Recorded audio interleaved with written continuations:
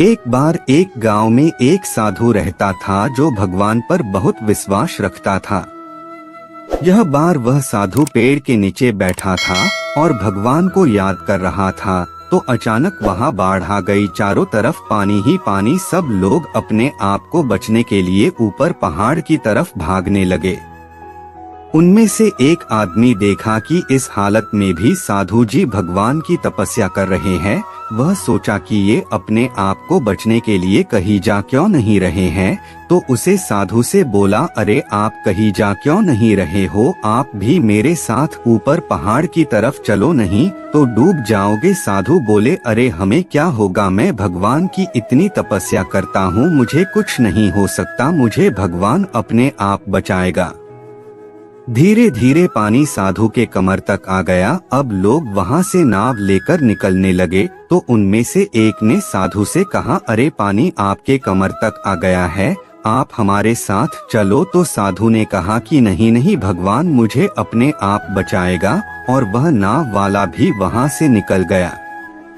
कुछ देर बाद पानी इतना बढ़ गया कि साधु के सर तक पहुंच गया, और अब लोगों को बचने के लिए हेलीकॉप्टर निकलने लगे।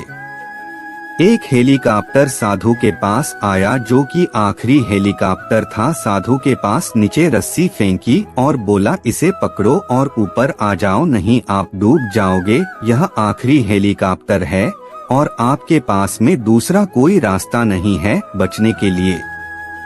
साधु ने कहा, यह रस्सी वापस ऊपर खींच लो और आप चले जाओ, मुझे भगवान के ऊपर पूरा भरोसा है, वह मुझे बचा लेगा।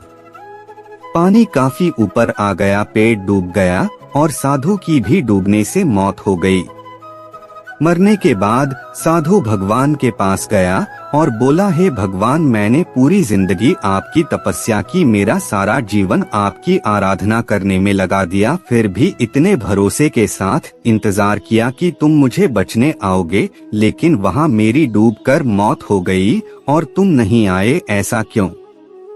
भगवान बोले, मूर्ख इंसान, एक नहीं 3 बार आया था, वो तीनों बार मैं ही तो था, पहला पैदल, दूसरा नाव के द्वारा और तीसरा हेलीकॉप्टर के द्वारा, लेकिन तुमने मेरा एक भी अवसर पहचान नहीं पाया, पता नहीं किसका इंतजार कर रहा था।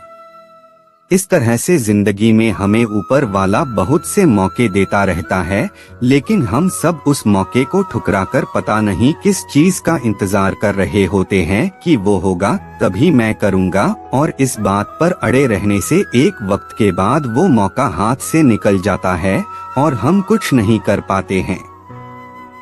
तो किसी भी अच्छे समय का इंतजार मत करो, जो भी करना है आज और अभी से ही शुरू कर दो।